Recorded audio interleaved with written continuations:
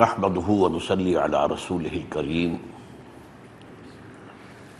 اما بعد فقد قال الله تبارك وتعالى كما ورد في سورة الواقعة اعوذ بالله من الشيطان الرجيم بسم الله الرحمن الرحيم وَلَقَدْ عَلِمْتُمُ النَّشْأَةَ الْأُولَى فَلَوْلَا تَذَكَّرُونَ وقال عز وجل كما ورد في سورة الانشقاق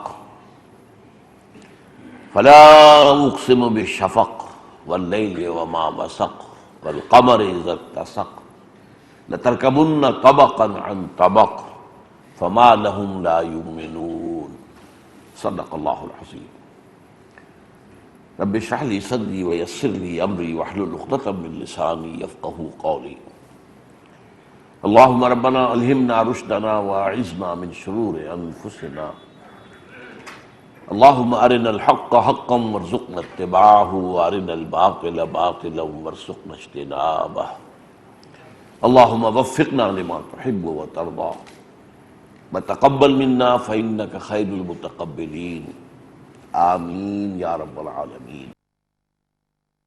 ہمارے ہاں ایک مضمون چل رہا ہے سلسلے وار، سابقہ اور موجودہ مسلمان امتوں کا ماضی، حال اور مستقبل۔ اس میں اب تک جو گفتگو ہو چکی ہے وہ سابقہ امت مسلمہ کی تاریخ میں حضور صلی اللہ علیہ وسلم کی بعثت تک جو دو ادوار آئے عروج کے اور دو آئے زوال کے، ان کا تذکرہ ہو چکا ہے۔ اور یہ کہ جو دوسرا زوال ان کا شروع ہوا تھا، ان پر رومیوں کے حکمرانی کے بعد سے وہ جاری رہا یہاں تک کہ پچھلی صدی کے آغاز تک وہ اپنی انتہا کو پہنچا۔ البتہ اس کے بعد ان کے ہاں ایک نشأت ثانیہ کا عمل شروع ہوا۔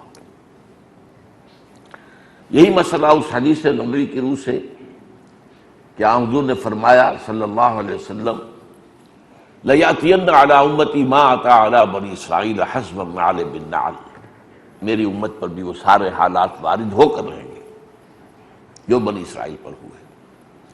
بالکل اسی طرح جیسے ایک جوڑے کی دو جوتیاں ایک دوسرے کے مشابہ ہوتی ہیں، تھوڑا سا فرق بھی ہوتا ہے، اوپر سے آپ دیکھیں گے تو پنجوں کا فرق نظر آئے گا، تلوے جوڑ دیں گے تو کوئی فرق نہیں ہے، تو بٹوین دی لائنز اگر پڑھیں گے تو معلوم ہوگا کہ ان میں بالکل کوئی فرق نہیں ہے، یہ کاربن کاپی ہے۔ وہ بھی ہم بیان کر چکے ہیں۔ پہلا عروج عربوں کی زیر قیادت ہوا مسلمانوں کا، پھر زوال آیا فتنہ تاتار کے ہاتھوں، عربوں کے اقتدار کا خاتمہ ہوا، بلکہ عرب جو ہے بحیثیت مجموعی امت مسلمہ کی قیادت سے معزول کر دیے گئے۔ چند سو سال گزرے، بہت ہی طوائف الملوکی اور بڑی مایوسی کا دور تھا، زوال اول۔ پھر معجزہ ہوا، جن تاتاریوں کے ہاتھوں لاکھوں نہیں کروڑوں مسلمان قتل ہوئے تھے وہ ایمان لے آئے، اور ان کے مختلف قبیلوں کے ذریعے سے مسلمانوں کو ایک نشأت ثانیہ ملی۔ اس کے بعد اس کو بھی زوال آیا۔ وہ جو ہمارا دوسرا زوال تھا وہ سقوط ہسپانیہ سے شروع ہوا، 15ویں صدی کے آخر اور 16ویں صدی کے شروع میں، عیسوی صدیوں کے حساب سے بات کر رہا ہوں، اور وہ اپنی انتہا کو پہنچا ہے پچھلی صدی کے آغاز میں، پہلی جنگ عظیم کے بعد، جب تقریباً پورا عالم اسلام یورپی اقوام کی غلامی کے اندر آ گیا۔ اب اس کے بعد سے امت مسلمہ کا بھی ایک نشأت ثانیہ کا آغاز ہوا ہے۔ تو ہم جس دور میں سانس لے رہے ہیں یہ امت کی نشأت ثانیہ کا دور، دونوں امتوں کی۔ البتہ ایک بات میں نے بیان کی تھی، وہ اپنے آپ کے ذہن سے اوجھل نہیں لینی چاہیے۔ اسلام کا معاملہ اور امت مسلمہ کا معاملہ اس کو علیحدہ کر دیجیے۔ اسلام کی تو نشأت اولیٰ ہوئی حضور کی بعثت اور خلافت راشدہ، لیکن اس کے بعد سے اسلام کا زوال شروع ہو گیا، اور وہ زوال آج تک جاری ہے۔ وہ امت مسلمہ کا معاملہ ہے، مسلمانوں کا بحیثیت قوم، کہ خلافت راشدہ کے بعد تو ان کے اصل عروج کا زمانہ آیا ہے، بنو عباس کا دور، عظیم ترین مملکت دنیا میں وہ تھی۔ لہذا مسلمانوں کو 2 مرتبہ عروج اور 2 مرتبہ زوال ہو چکا ہے۔ اسلام ایک ہی مرتبہ عروج کو پہنچا تھا، اس کے بعد سے مسلسل زوال میں ہے آج تک۔ لیکن اس کے بعد ایک نشرت ثانیہ اس کی بھی شروع ہوئی ہے، ایک عمل ہے اس کا۔ تو اس میں سب سے پہلے تو میں نے آج جو 2 آیتیں پڑھی وہ سورہ واقعہ کی ہیں۔ وَلَقَدْ عَلِمْتُمُ النَّشْأَةَ الْأُولَىٰ فَلَوْلَا تَذَكَّرُونَ، یہ مضمون قرآن میں آیا ہے اصل میں اس حوالے سے کہ انسان کی ایک پیدائش وہ ہے جو رحم مادر سے شروع ہوتی ہے، اور وہ مختلف مدارج طے کرتے ہوئے ایک انسان، ایک ننھا سا انسان دنیا میں آ جاتا ہے۔ اس کو تو تم جانتے ہو، لیکن جو نشأت آخرہ ہونی ہے دوبارہ، وَأَنَّ عَلَيْهِ النَّشْأَةُ الْأُخْرَىٰ، یہ کہا گیا ہے سورۃ النجم میں، اس کو تم ماننے کو تیار نہیں ہو۔ کیسے ہوگا؟ کیسے دوبارہ پیدا کر لیے جائیں گے؟ تو خدا کے بندو یہ سوچو، پہلی مرتبہ پیدا کرنا آسان تھا؟ ایک گندے پانی کی بوند سے انسان کو بنا دینا آسان تھا؟ اگر یہ روز آپ دیکھ نہ رہے ہوتے تو کوئی بتاتا کسی کو کہ ایسا ہو سکتا تو کوئی مانتا؟ تو وَلَقَدْ عَلِمْتُمُ النَّشْأَةَ الْأُولَىٰ، وہ تمہیں معلوم ہے، جانتے ہو، نطفے سے اور ان تمام مراحل سے ایک مکمل انسان، اسی میں سے آئنسٹائن نکل آیا ہے، اسی میں سے ڈارون نکل آیا، اسی میں سے شیکسپیئر نکل آیا، اور تو اور اسی میں سے انبیاء نکلے، اسی میں سے رسول نکلے، اسی میں سے اولیاء اللہ نکلے۔ تو یہ نشأۃ الاولیٰ جو ہے اس کو تم جانتے ہو، پہچانتے ہو، تو پھر نشأۃ اخریٰ جو ہے اس میں تمہیں شک کیوں؟ یہ میں نے آج خاص طور پر آیت اس لیے پڑھی ہے کہ اس وقت امت مسلمہ جس حال میں ہے اس میں اس بات کا امکان کہ دوبارہ نشأت ثانیہ ہو جائے گی اسلام کی، اور تیسری مرتبہ نشأت ہو جائے گی ثالثہ مسلمانوں کی، یہ ناممکن سا نظر آتا ہے۔ بالکل وہ کیفیت ہے آج جو بنی اسرائیل پر جو عذاب آیا تھا 587 قبل مسیح میں نبوکڈنضر کے ہاتھوں، یروشلم جو ان کا مرکزی شہر، وہاں ان کا خانہ کعبہ، ہیکل سلیمانی مسمار، ایک اینٹ سلامت نہیں رہنے دی، 2 اینٹیں برابر نہیں رہی، اور تمام آبادی یا قتل اور یا انہیں بھیڑ بکریوں کی طرح ہانک کر بیبیلونیا لے گئے، جس کو وہ کہتے ہیں اور ایرا آف کیپٹیوٹی، ہماری اسیری کا دور۔ اس وقت حضرت عزیر علیہ السلام کا وہ معاملہ قرآن مجید میں سورہ بقرہ میں آیا ہے۔ وہ اجڑی ہوئی بستی جب دیکھی، یروشلم، کہیں باہر سے آئے ہوں گے، ظاہر بات ہے کہ عالم یہودیت تو وسیع تھا نا، کہیں سے آئے اور یروشلم کو دیکھا کہ کوئی 2 اینٹیں سلامت نہیں، یہ ہیکل سلیمانی جو ہے یہ پڑا ہوا ہے مسمار، اور ایک انسان، ایک متنفس نہیں ہے، ایک متنفس۔ کیف یحیی اللہ ہذہ بعد موتہا، کیسے اللہ دوبارہ زندہ کر دے گا اس کو؟ تو یہ ایک تعجب اس طرح کا کہ اب کیسے بستی ہے دوبارہ بسے گی، کیسے یہاں آبادی دوبارہ ہو جائے گی، یہاں تو کوئی امکان ہی نہیں ہے۔ وہ حال آج ہمارا۔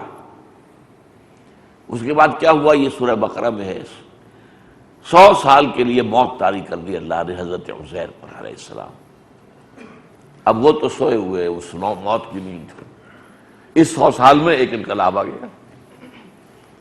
یہ جو نبوکدنضر لے گیا تھا لاکھوں یہودیوں کو قیدی بنا کر، اس پر حملہ کیا ایران کے بادشاہ نے، سائرس کہ خورس،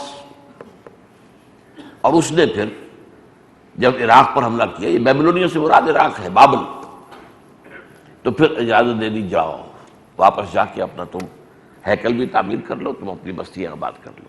اس عرصے میں وہ ایک قافلے بن کے آنے شروع ہو گئے، تو گویا کہ نشأت اخریٰ شروع ہو گئی۔ تو اس طرح پھر اسی وقت حضرت عزیر کو اللہ نے دوبارہ زندہ کیا اور ان کو دکھایا کہ دیکھو یہ بستی تو آباد ہو گئی۔ تو اس طریقے سے یہ اسلام پر بھی نشأت ثانیہ آ کر رہے گی اور مسلمانوں کی نشأت ثالثہ آ کر رہے گی۔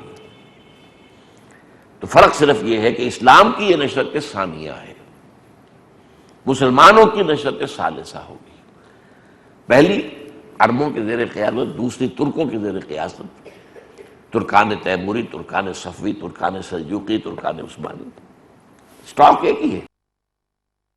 اب یہ جو عمل شروع ہوا ہے، اسی عمل کے اعتبار سے میں پہلے آپ کو آیات سنا چکا ہوں، یہ سورہ انشقاق کی، فلا اقسم بالشفق،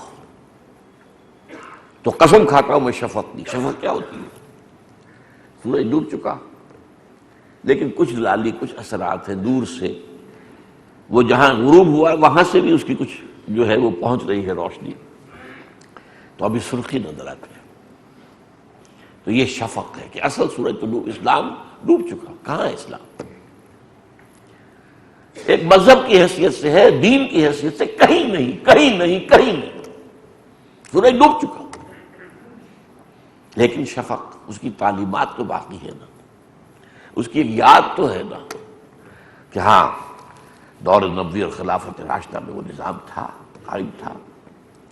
اس کے بعد تاریک رات آ گئی، واللیل وما وسق، اور قسم ہے رات کی اور جو کچھ وہ اپنے اندر سمیٹ لیتی ہے، تاریک کیا ہی سمیٹے گی رات، اور کیا سمیٹے گی؟ یہ دور میں جو گمراہیاں آئیں، جو فتنے اٹھے، وہ سب اس طویل رات کا حصہ ہے۔ لیکن پھر والقمر اذا اتسق، پھر جب قسم ہے چاند کی جب کو رفتہ رفتہ بھرتا ہے۔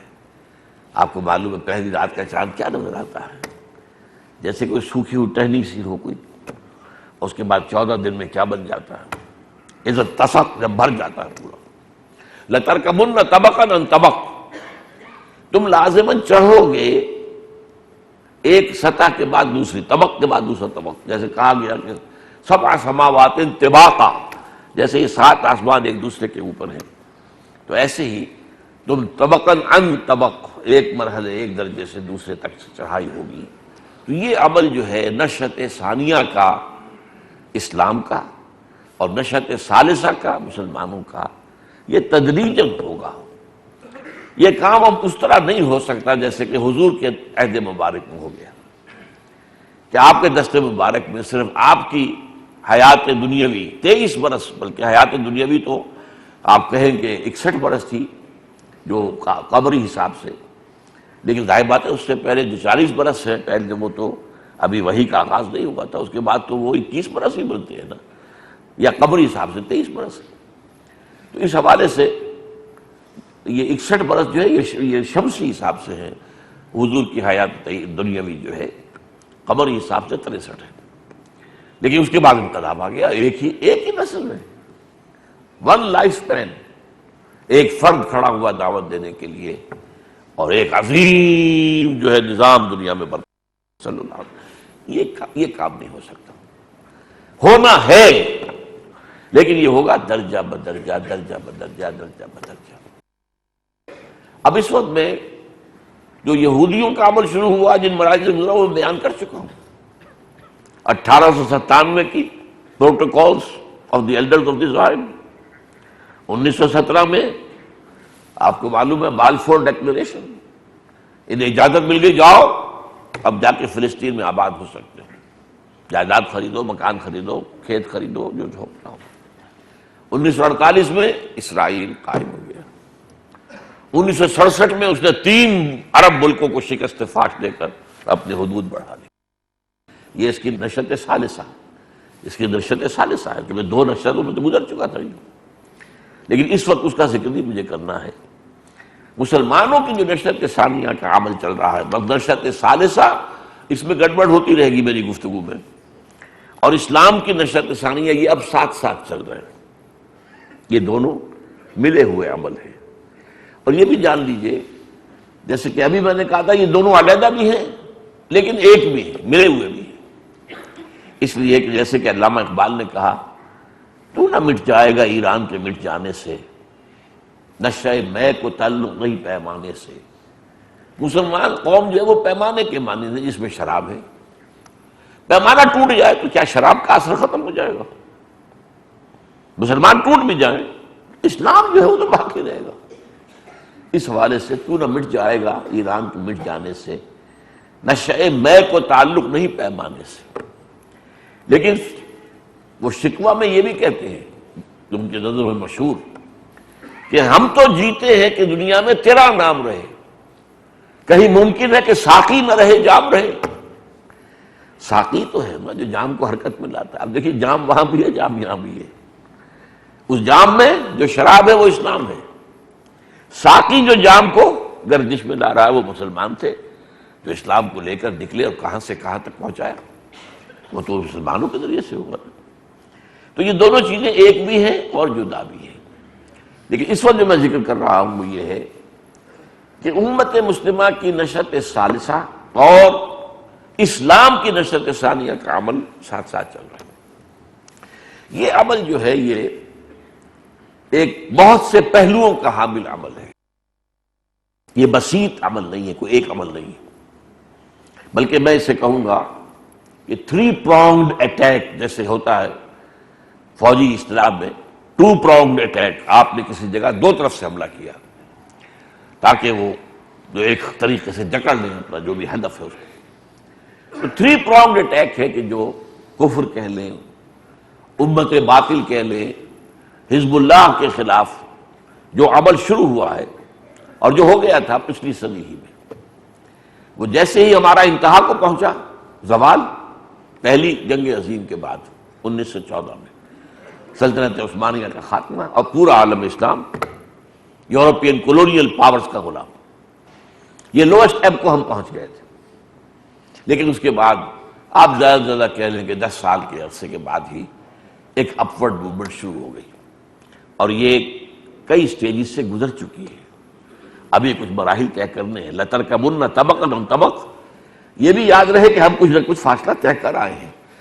اس سے امید بنتی ہے اور یہ کہ مایوسی کے بادل چھٹ جاتے ہیں. لیکن جیسا کہ میں نے عرض کیا یہ ایک بسیط عمل نہیں ہے بلکہ اس کے 3 پہلو ہیں.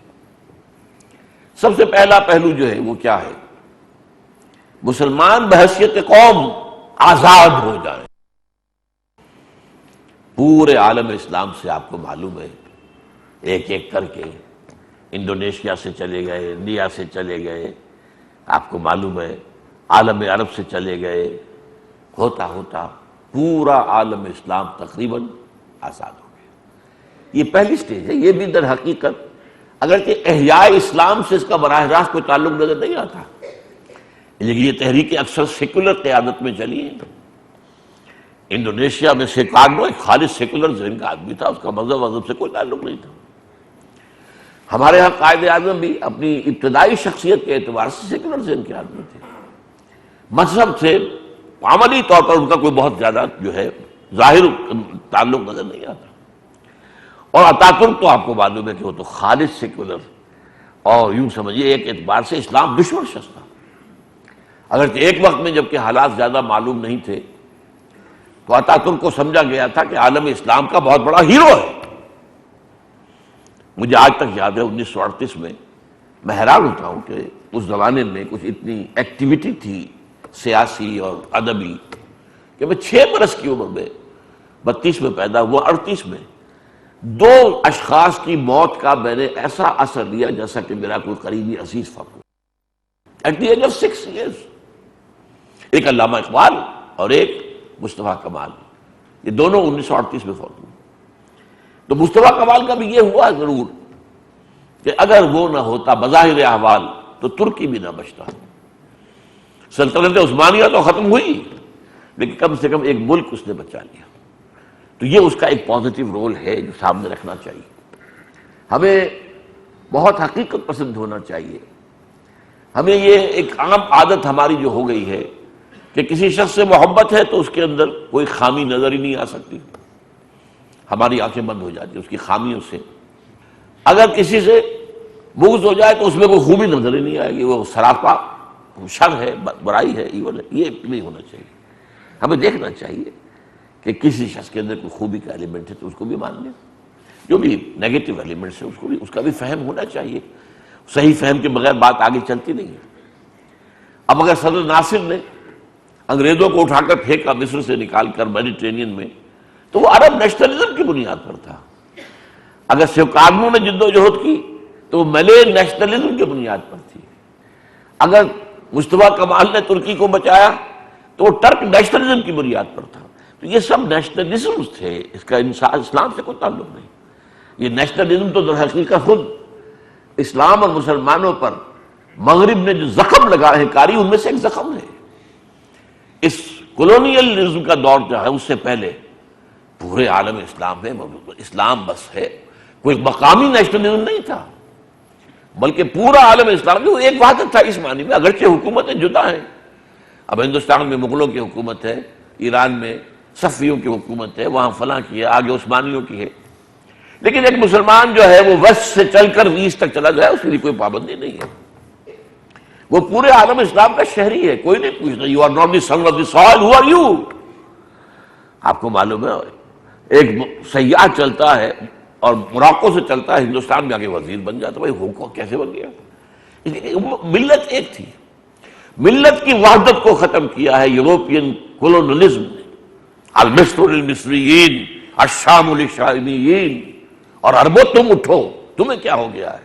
تم ترکوں کے غلام کیوں ہو گئے ہو؟ یہ 1914 کی جنگ میں جو بغاوت کرائی گئی عربوں کے ذریعے سے، یہ سب جو ہے لوکل نیشنلزم، عرب نیشنلزم، ٹرک نیشنلزم اور ملے نیشنلزم ایٹسٹرا. لیکن بہرحال یہ جو ایک پورے پروسیس سے ایک امت کی آزادی کا معاملہ جو ہے حاصل ہوا ہے، لیکن یہ گویا کہ نشأت ثانیہ کا ایک ایلیمنٹ ہے. اس کو ماننا پڑے گا کہ اس کے اندر جو ہے وہ نشأت ثانیہ کا ایک قدم جو ہے وہ پورا ہوا ہے. اگرچہ اب اس میں دو باتیں ذہن میں رکھیے. اگرچہ یہ قیادتیں اکثر و بیشتر جو ہے سیکولر ذہن کی، سیکولر مزاج کے لوگ تھے، لیکن حدیث نبوی ہے، حضور نے فرمایا ہے ان اللہ یؤید الدین برجل فاجر. اللہ تعالیٰ کبھی کبھی اپنے دین کی تائید کروا لیتا ہے کسی فاجر شخص سے، فاسق و فاجر شخص سے.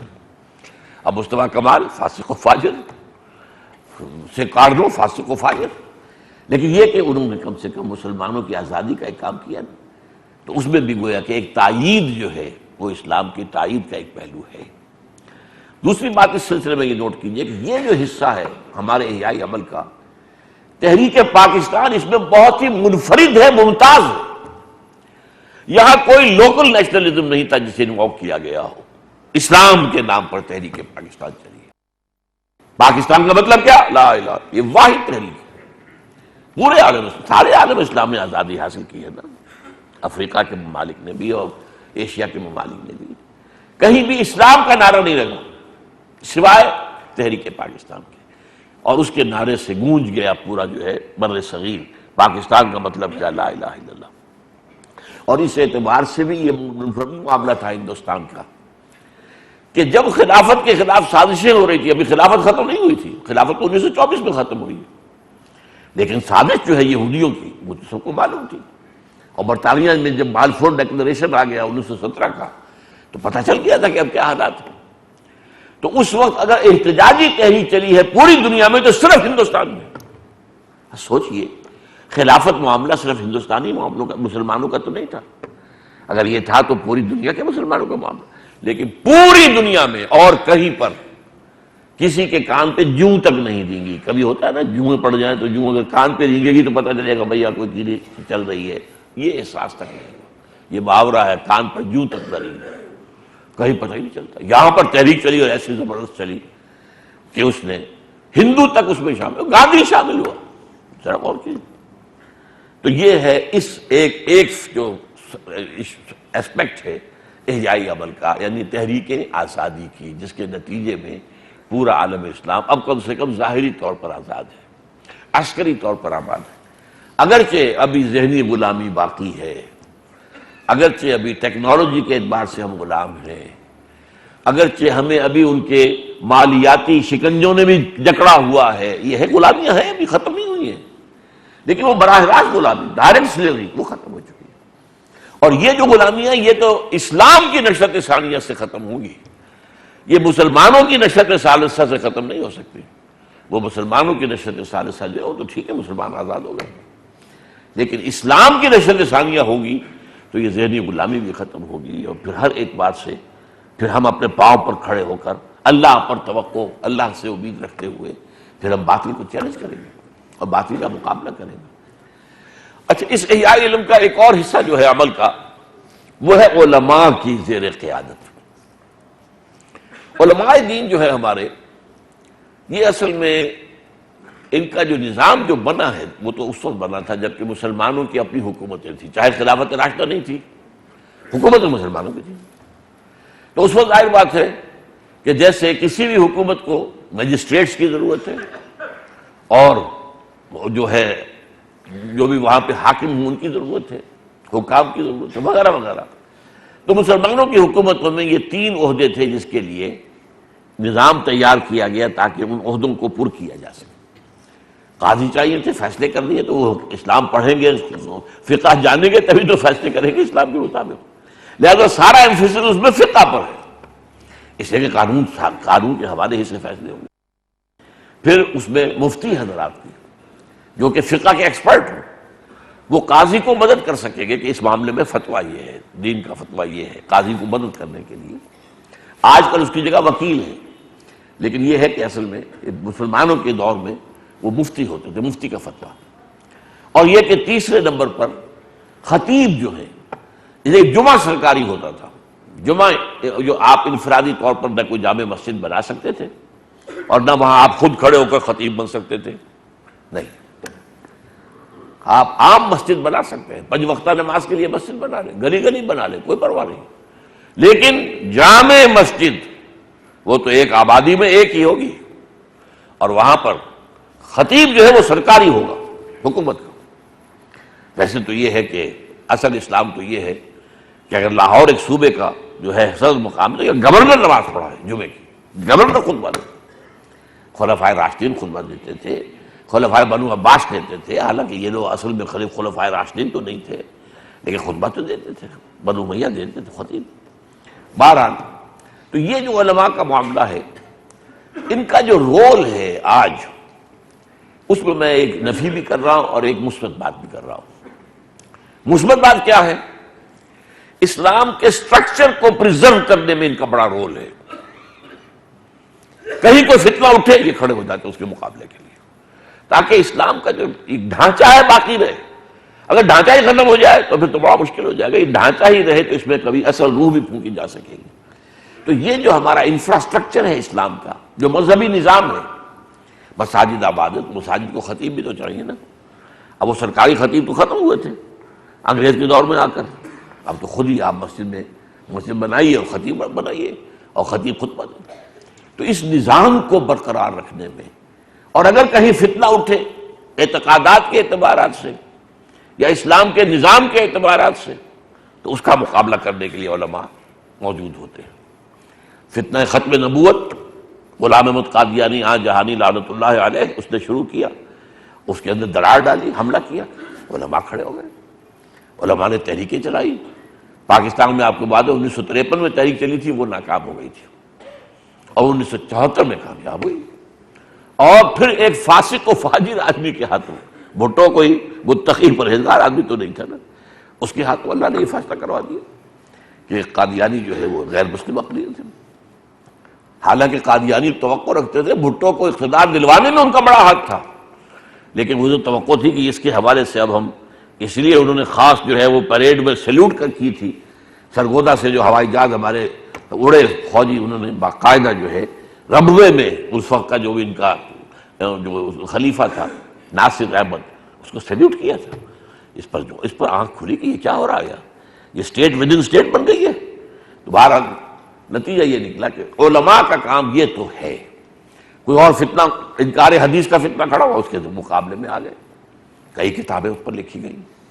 اور اگر سر سید احمد خان نے نیچری قسم کی تفسیر شروع کر دی، جن میں معجزوں کا انکار ہے، جن میں یہ ساری چیزیں جو ہے، فرشتے کا بھی انکار ہے، تفسیر ہے، لکھا ہے تفسیر قرآن۔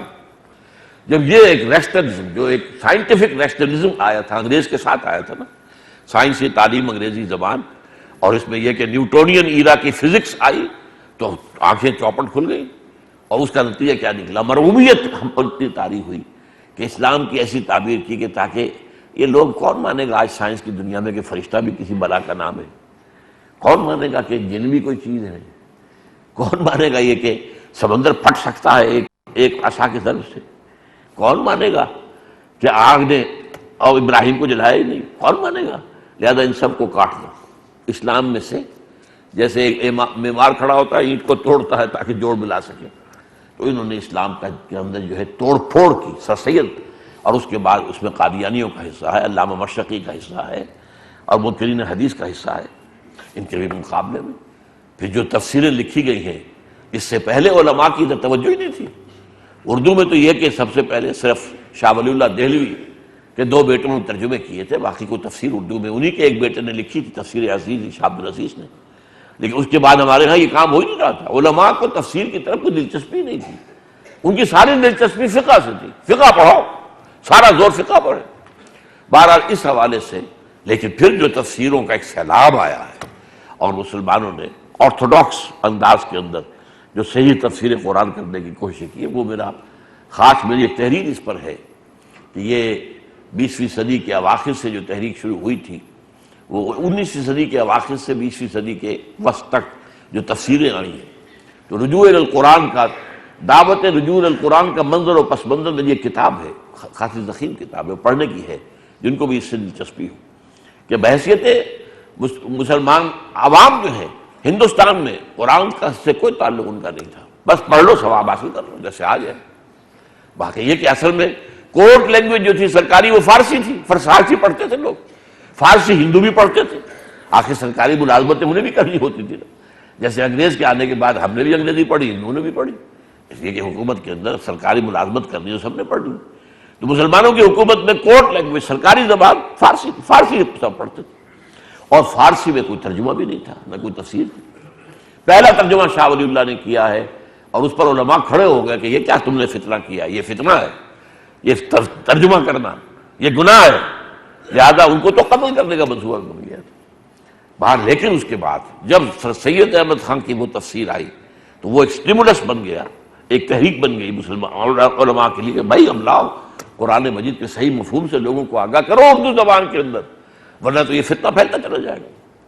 تو اس حوالے سے علماء کے اندر یہ مس تو ہے کہ وہ دفاع اسلام، عقائد اور اعمال سب کے اعتبار سے وہ دفاع اسلام کا کام تو کرتے رہے ہیں اور کرتے رہیں گے اور کر رہے ہیں، لیکن یہ کہ اسلام کی نشرت ثانیہ کے جو اصل تقاضے ہیں ان کو پورا کرنے کی ان کے اندر استعداد نہیں ہے۔ بلکہ میں افسوس کے ساتھ عرض کروں گا کہ اسلام کا تصور بحیثیت دین ان کے ہاں موجود ہی نہیں ہے۔ اسلام کا تصور بحیثیت مذہب موجود ہے، اسلام کا تصور بحیثیت دین موجود ہی نہیں۔ اقامت دین کا لفظ ان کے ہاں ہے ہی نہیں، ان کی لغت سے خارج ہے۔ مذہب اس میں یہ کہ مذہب کے اعتقادات، مذہب کس کو کہتے ہیں؟ عقائد، عبادات، رسومات، دین کا نام مذہب ہے۔ ان میں اگر کوئی فتنہ اٹھے تو اس کے لیے کھڑے ہو جائیں، وہ ایک دفاع ہے، پروٹیکشن ہے، پروٹیکشنزم کہہ لیجئے اس کو، یہ کام انہوں نے کیا ہے۔ اور یہ بھی نوٹ کر لیجئے کہ جتنے مجددین اٹھے ہیں، ایک پہلا مجدد جو تھا عمر بن عبد العزیز، وہ تو مجدد کامل تھا، اس لیے کہ اس وقت تک اور کوئی خرابیاں آئی نہیں تھی، اعتقادات میں، ایمانیات میں تو کوئی فساد پیدا ہوا ہی نہیں تھا، نہ ابھی جو ہے وہ ریشنلسٹ پیدا ہوئے تھے، معتزلہ، نہ کوئی اور، نہ مرجیہ، نہ فلاں نہ وفلاں۔ لہذا اس کے 2 ہی کام تھے، ایک سیاست میں جو خرابی آئی تھی، موروثی بادشاہ، اس نے کہا میں نامزدگی کی وجہ سے خلیفہ بننے کو تیار نہیں، میں اپنی بیعت سے تمہیں آزاد کرتا ہوں، تم اپنے مشورے سے جس سے چاہو خلیفہ بنا۔ تب لوگوں نے کہا ہم اپنے مشورے سے بناتے ہیں آپ کو، تب انہوں نے قبول کیا۔ اور دوسرے جاگیرداری جو آ گئی تھی، یہ جاگیرداری بیٹی ہے ملوکیت کی، بادشاہت کی بیٹی، بادشاہت کے پاؤں ہے جاگیردار، لہذا اس کے تو انہوں نے سارے جتنے بھی وثیقے تھے وہ منگا کے اور کیچی ہاتھ میں لے کے قتل کے پھینک دیے، ختم، جاگیرداری ختم۔ اس اعتبار سے ہم کہہ سکتے ہیں کہ عمر بن عبد العزیز جو پہلی صدی کے مجدد ہیں وہ مجدد کامل تھے۔ بعد میں جتنے مجدد آئے ہیں وہ مجدد ہیں جزوی، جو فتنہ اٹھا اس کا استحصال کر دیا، جو وقتی ضرورت سامنے آئی دین کے اعتبار سے وہ پوری کر دی، لیکن دین کو ایک مکمل نظام کی حیثیت سے قائم کرنے کی کوئی تحریک اس پورے عرصے میں نظر نہیں آتی۔ اس کے کچھ اسباب بھی ہیں لیکن تفصیل میں جانے کا موقع نہیں ہے۔ میں ان کے اس طرز عمل کی جو وجوہات ہیں جس کی وجہ سے یہ ہے کہ ان کے بارے میں کوئی جو ہے حقارت کا جذبہ پیدا نہ ہو جائے کہ معاذ اللہ ان لوگوں نے یہ کام تو کیا ہی نہیں، اس کی وجوہات ہیں، لیکن دی فیکٹ ریمینز جسے انگریزی میں کہتے ہیں کہ کوئی دین کو اثر نو مکمل نظام زندگی کی حیثیت سے قائم کرنے کی تحریک نہ چلی، اور یہ جو ہمارے علماء کرام ہیں نہ وہ چلانے کی اہلیت رکھتے ہیں، جدید فکر سے نہ آشنا ہے، جدید سائنسز سے نہ آشنا ہے، آخر اس دور کے جو تقاضے ہیں ان کو کیسے پورا کریں گے؟ ہاں مسلمان حکومت ہو، اس میں قاضی کی حیثیت سے لگ جائیں گے، اور اس میں بھی یہ ہے کہ وہ اپنی فقہ سے باہر نہیں نکلتے۔ اس قدر سخت فصیلیں جو ہیں، بڑی اونچی فصیلیں جو ہیں، یہ فقہ حنفی ہے، اس کے دائرے سے باہر قدم نکالنا گویا کہ کفر میں چلے جانا ہے۔ حالانکہ نظری طور پر مانتے ہیں کہ چاروں فقہ حق ہے، صحیح ہے، لیکن آپ کو حق نہیں ہے کہ آپ اپنی فقہ سے قدم باہر نکال سکتے۔ بہرحال یہ میں نے دوسرا ان کا جو رول ہے پازیٹو وہ بھی بیان کر دیا آپ کے سامنے، اور جو کمی ہے وہ بھی بیان کی ہے۔ اب ہے اصل مسئلہ احیاء اس دین، تجدید و احیاء دین کو بحیثیت دین مکمل نافذ کرنے کی جد و جہد، یہ تھرڈ ایسپیکٹ ہے۔ یہ بھی مختلف مسلمانوں کے اندر اگرچہ تحریکیں چلی ہیں، لیکن اس میں بھی خاص مقام جو ہے انڈین سب کانٹیننٹ کو ہے، بر عظیم پاک و ہند۔ ایک تھا نا، یہ تو ٹھیک ہے 60-70 سال سے پہلے تو ایک ملک ایک ہی تھا نا، ہند۔ اس ہند ظاہر بات ہے کہ جو پچھلے ہمارے 400 سال کے مجددین ہیں وہ ہند میں پیدا ہوئے نا، وہ پاکستان میں تو کوئی پیدا نہیں ہوا۔ مجدد الفسانی کہا، آپ کو معلوم ہے مشرقی پنجاب، وہاں پر ہے، موجود ہے، ان کا مزار ہے۔ شاہ ولی اللہ یہ ضلع مظفر نگر کے قصبے کی پیدائش ہے اور دلی کے اندر مدفون ہے۔ اس کے بعد سید احمد بریلوی پیدا تو ہوئے ہیں کہیں رائے بریلی کے اندر، لیکن یہ کہ پھر مدفون تو ہو ہی نہیں سکے، اس لیے کہ وہ شہید ہو گئے بالا کوٹ میں، اور ان کی لاش مل نہیں سکی۔ وہ ایک جگہ پر میں سن 52 میں گیا تھا جب بالا کوٹ، تو ایک قبر پر قبرستان میں کتبہ تھا، سید احمد بریلوی غازی ہست مدفون اندری مرقد، مومن و متقی ولی اللہ و مجدد براس 13 صد، 13ویں صدی کے مجدد۔ تو آخر وہ بھی ہندوستان میں پیدا ہوئے، لیکن اس اعتبار سے ہندوستان کو خاص مقام حاصل ہے، اگرچہ دوسری جگہوں پر بھی مسجومی تحریک وہ انڈونیشیا میں، الاخوان المسلمون عرب ممالک میں، فدائیین ایران میں، یہ اسی سلسلے کی تحریکیں ہیں کہ اسلام کو ایک دین کی حیثیت سے دوبارہ قائم کیا جائے، کہ اس میں بھی بر صغیر پاک و ہند کا معاملہ منفرد ہے۔ یہاں جو عظیم شخصیتیں پیدا ہوئی اس سلسلے میں، ان کے پلے کی کوئی شخصیت پورے عالم اسلام میں نہیں۔ 4 لنکس ہے اس میں۔ پہلا شخص جس نے کہ یہ تصور دیا کہ اسلام مذہب نہیں ہے، دین ہے، وہ اقبال تھا، داڑھی مڈا۔ ان اللہ یؤید الدین برجل فاسق، جو داڑھی مڈانے والا شخص ہے، عام مسلمان یہی فتویٰ دے گا فاسق ہے، سنت نبوی ہے، سنت موقدہ ہے، اس پر آپ پھاوڑا چلا رہے روزانہ۔ لیکن یہ کہ فکر کے اعتبار سے وہی جو بات میں نے کہا تھا، جس میں جو کچھ ہے مانو، جو نہیں ہے اسے بھی مانو۔ کوئی یہ نہیں کہ بس ہول سیل، یا تو ایک شخص آپ کا جو ہے وہ ہیرو بن گیا ہے تو اس کی کوئی کمزوری نہ آپ دیکھیں گے نہ مانیں گے، اور اگر کسی شخص سے بغض ہو گیا ہے تو اس کی کوئی خوبی نہ دیکھیں گے نہ مانیں گے۔ یہ بات غلط ہے، یہ ایکسٹریمزم مان۔ لیکن یہ شخص ہے جس نے پہلی مرتبہ یہ تصور زندہ کیا ہے کہ اسلام صرف مذہب نہیں ہے، دین ہے، اور ایک بہت بڑی دینی مذہبی شخصیت، دینی کی بجائے مذہبی، انہوں نے جب یہ کہا، مسلمانوں کو مشورہ دیا کہ ہمیں کوئی کام ایسا نہیں کرنا چاہیے جس کی بنا پر ہمارے حکمرانوں کو تشویش لاحق ہو جائے۔ حکمران کون تھے؟ انگریز، اس دور کی بات کر رہا ہوں۔ اس لیے کہ انہوں نے ہمیں مذہبی آزادی دی ہے، نماز پڑھنے کی آزادی ہے، روزہ رکھنے کی آزادی ہے، حج کرنے کی آزادی ہے کہ نہیں؟ شادی بیاہ کی آزادی ہے، آئلی قوانین کی آزادی ہے۔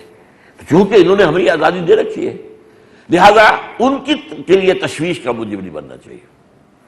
اس پر جو فکرہ چست کیا شعر اقبال نے، ملا کو جو ہے ہند میں سجدے کی اجازت، ناداں یہ سمجھتا ہے کہ اسلام ہے آزاد۔ اسلام کہاں آزاد ہے؟ اسلام تو پابند زنجیر ہے۔ کہاں اسلام کے احکام؟ کہاں ہے اس کا سیاسی نظام؟ کہاں ہے اس کا معاشی نظام؟ کہاں ہے؟ تو ملا کو جو ہے ہند میں سجدے کی اجازت، ناداں یہ سمجھتا ہے کہ اسلام ہے آزاد۔ اب یہ بات اقبال ہی کہہ سکتا تھا۔ تو اس حوالے سے سمجھ لیجئے کہ پہلا شخص جس نے کم سے کم یہ فکر کیا ہے، اس سے آگے وہ مرد میدان نہیں تھا، اس نے بہت بڑا رول پلے کیا ہے وہ پہلی تحریک کے اندر، قومی تحریک کے اندر، اور وہ جو خطبہ ہے الہ آباد کا جس کے اندر کہ وہ سارا جو ہے قومیت کا تصور دیا گیا ہے، اور اس کے نتیجے میں جو ہے پھر تحریک پاکستان آئی. تو وہ فرسٹ جو میں نے آپ کو بیان کیا کہ یہ تین شعبے علیحدہ ہیں. ایک شعبہ قومی اور سیاسی ہے، آزادی کا حصول وہ تحریک پاکستان تھی، اس میں ان کا رول بہت ہے، بہت اہم ہے، فیصلہ کن ہے، مصور پاکستان، بلکہ مبشر پاکستان، مفکر پاکستان تو اقبالی ہے. اسی طرح اس تیسرے کھاتے کے اندر بھی اہم ترین مقام اس کا کہ اس نے کم سے کم یہ واضح کیا کہ اسلام صرف مذہب نہیں، دین ہے. اب اس پر پہلی تحریک جو عملاً اٹھی ہے وہ ابوالکلام آزاد کی تھی. وہ ہمارے ہاں بہت کنٹروورشیل شخصیت ہیں کیونکہ وہ کانگریس میں رہے اور مسلم لیگ سے اختلاف رہا، لہذا عام مسلمان جو ہے خاص طور پر جو بھی پرو پاکستان تھے یا آج بھی ہیں وہ ان سے نفرت کرتے ہیں. لیکن ان کا بھی ایک دور سمجھ لیجئے 1912 سے 1920 تک وہ اقامت دین کی جد و جہد کا دور تھا خالص. جب انہوں نے الہلال نکالا ہے 7 روزہ اور البلاغ پھر بعد میں رسالہ جب انگریزوں نے الہلال کو بند کر دیا، 1913 میں حزب اللہ قائم کی، اللہ کی جماعت حزب اللہ، اور اس کا مقصد کیا تھا؟ حکومت الہیہ کا قیام. تو یہ فرسٹ اٹیمپٹ تھی پریکٹیکلی. لیکن اس وقت تک جو ہمارے ٹریڈیشنل علماء ہیں ان کا ہولڈ اتنا مضبوط تھا مسلمانوں پر کہ انہیں محسوس ہوا کہ یہ بات چلنے والی نہیں ہے.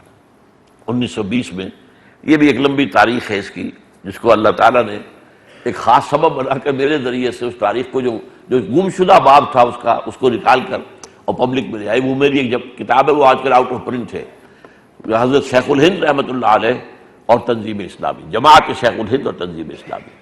12 انہوں نے یہ کوشش کی لیکن یہ پھر مایوس ہو کر 1920 میں انہوں نے اس کا بستر گول کیا اور پھر کانگریس میں چلے گئے ایک فریڈم سٹرگل کے اندر کہ آزادی تو انگریز سے حاصل کرنی ہے نا، اس کے اندر لگے. تیسری شخصیت اس میں آئی پھر میدان میں مولانا ابوالعلا مودودی کی. انہوں نے جہاں کام چھوڑا تھا ابوالکلام نے وہاں سے شروع کیا. چنانچہ انہوں نے جماعت اسلامی قائم کی تو اس کا نصب العین کیا تھا؟ حکومت الہیہ کا قیام. اور اس کے لیے انہوں نے واقعہ یہ ہے کہ بہت کام کیا، بہت جم کر کام کیا، علماء کی مخالفت کے باوجود کام کیا، محنت کا مادہ ان میں بہت تھا، استقامت، لگے رہنا، ڈٹے رہنا، یہ سارا کام انہوں نے کیا. اور ایک بہت عمدہ ان کی اس زمانے کی تحریر ہے، وہ میں آپ لوگوں کو مشورہ دوں گا.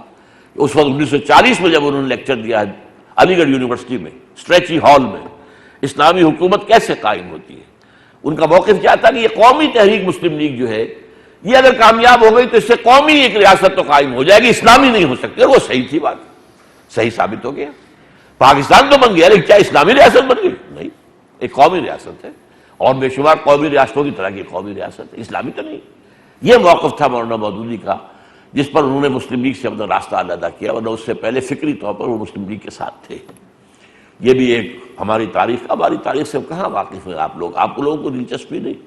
جیسا کہ میں نے کہا تھا کہ آج کا انسان جو ہے وہ تو حال میں اتنا مست ہے، اسے فکر ہی نہیں ہے، نہ ماضی کی کوئی خبر ہے اور نہ مستقبل کی کوئی فکر ہے. سوچ ہی نہیں کدھر جا رہے ہیں، کہاں سے چل رہے تھے، کن مرحلوں سے گزرے ہیں، کیا کیا ہو چکا ہمارے پیچھے، ہماری تاریخ کیا، اس میں کوئی دلچسپی نہیں ہے ہی نہیں. وہ تو اپنا آج کا معاملہ ہے، نوجوان ہے تو اس کے سامنے ہے یہ کیریئر ہے، یہ ہے پروفیشن ہے، یہ پڑھنا ہے، MBA کرنا ہے، فلاں کرنا. باقی کیا اس سے غرض ہے؟ ہمارا ماضی کیا تھا؟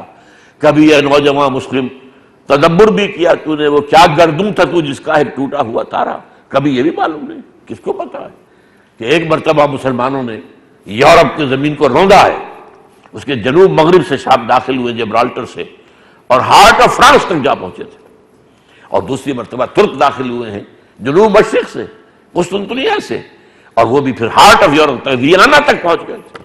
کیا پتا کس کو یاد ہے، کس کو معلوم. کبھی یہ نوجوان مسلم تدبر بھی کیا تو نے، وہ کیا گردم تھا تو جس کا ایک ٹوٹا ہوا تارا. بہرحال یہ جو تیسری شخصیت تھی مولانا مودودی کی جن جماعت اسلامی قائم کی. لیکن افسوس صد افسوس انہوں نے آگے بڑھایا ہے، لَتَرْكَبُنَّ طَبَقًا عَنْ طَبَقٍ. ایک پہلی سٹیج اقبال کی، دوسری سٹیج ابوالکلام کی، تیسرا قدم ابوالعلا کا. لیکن یہ کہ پاکستان بننے کے بعد انہیں ایک سراب سا نظر آیا، جیسے اس کو میں کہتا ہوں سراب تھا، جیسے ایک پیاسے آدمی کو صحرا کے اندر پانی نظر آتا ہے، پانی نہیں ہوتا، وہ اسی پانی سمجھ کر دوڑتا جاتا ہے، بھاگتا ہے. انہیں سلام نظر آیا کہ جیسے اسلام کے نعرے پر پاکستان بن گیا، اسلام کے نعرے پر ہم یہاں حکومت بھی جا سکتے ہیں، تو آؤ نا الیکشن میں ہم اسلام کا نعرہ لگا کر آتے ہیں۔ تو یہاں پر اگر حکومت ہماری بن جائے تو پھر ہم لوگوں کے ذہن بھی بدل لیں گے، نظام تعلیم بھی ہمارے ہاتھ میں ہوگا، ذرائع ابلاغ سارے ہمارے ہاتھ میں ہوں گے، تو ہم پھر بدل لیں گے۔ پہلے یہ کہا تھا پہلے یہ تبدیلی لاؤ گے تب پھر اسلام آئے گا، لیکن پھر کیا کہا کہ پہلے حکومت اگر مل جائے تو پھر یہ ہے کہ ہم اس کے بعد ان تمام ذرائع وسائل کو بروئے کار لا کر وہ تبدیلیاں کر لیں گے۔ یہ ہے تیسری جو شخصیت تھی، اس کی میرے نزدیک معنوی موت جو واقع ہو گئی جبکہ انہوں نے الیکشن پالیٹکس کے اندر داخل ہو کر اور اپنے آپ کو ایک قومی سیاسی جماعت بنا لیا۔ وہ ایک اصولی اسلامی انقلابی اقامت دین کی جدوجہد والی جماعت نہیں رہی، وہ ہے جس کے چوتھے سطح پر تنظیم اسلامی اسی سلسلے کی ایک کڑی ہے۔ یہ سلسلۃ الذہب ہے، یہ ایک سنہری زنجیر ہے۔ یعنی میں نے کہا کہ ایک ہے قومی اور سیاسی تحریک آزادی کی، ایک ہے علماء کی تحریک، اور علماء کی تحریکوں کے اعتبار سے بھی بر عظیم پاک و ہند بہت اہمیت رکھتا ہے، اس لیے کہ آپ کو معلوم ہے کہ یہ جو تبلیغی جماعت کی تحریک ہے یہ علماء کی تحریک کا ایک ایکٹیو رول جو ہے، علماء کا تصور دین مذہب کا، اور اس کو لیکن انہوں نے بڑی زبردست تحریک کی شکل دے دی۔ آج جتنی بڑی حرکت دنیا میں تبلیغی جماعت کے نام سے جاری ہے، دنیا کی تاریخ میں شاید اتنی کبھی ہوئی نہیں، کبھی بھی نہیں ہوئی۔ یہاں تک کہ ویسے تو یہ کہ عیسائی مشنریز جو ہیں ان کا بڑا نظام تھا، ان کے پیچھے حکومتیں تھیں، حکومتوں کے سے ان کے بجٹ بنتے تھے، لیکن یہ جو تحریک چلی، لیکن یہ بھی تصور دین نہیں ہے، مذہب کا تصور ہے، مذہب کے لیے کام کر رہے ہیں۔ تو یہ جو دین کے لیے کام کرنے والا یہ ایک سلسلۃ الذہب، اقبال، ابوالکلام، ابوالعلا اور پھر تنظیم اسلامی، اس کو اب آپ سمجھیں کہ یہ ہے در حقیقت وہ پس منظر کہ یہ ایک احیائی عمل جاری ہو گیا ہے۔ اقول قولی ھذا واستغفر اللہ لی ولکم ولسائر المسلمین والمسلمات۔